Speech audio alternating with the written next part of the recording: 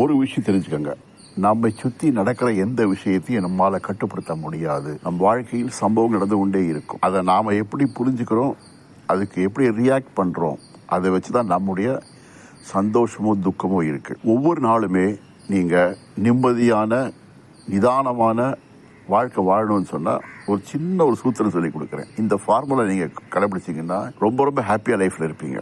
அதுக்கு மூணு ஸ்டெப்பு தான் அது. கடந்த காலத்தில் உங்களை சந்தோஷப்படுத்தின சம்பவங்களை நினைச்சு பார்க்கணும். நிகழ்காலத்தில் நிம்மதியாக வாழ்கிறேன் அப்படின்னு மனசுக்கு கட்டளை கொடுக்கணும். எதிர்காலத்தை ஆர்வத்துடன் எதிர்பார்க்கிறேன் அப்படின்னு சொல்லிக்கணும். இந்த 3 வழிமுறையை தினசரி நீங்க பயிற்சி செஞ்சு வந்தீங்கன்னா இயல்பாக உங்க மனசு லேசாகி மகிழ்ச்சியா தெம்பா இருக்கும். வாழ்க்கை ரொம்ப மகிழ்ச்சியா இருக்குங்க. ஆனந்தம் ஐஸ்வர்யம் அமோகம் பெருகும். வாழ்க வளத்துடன்.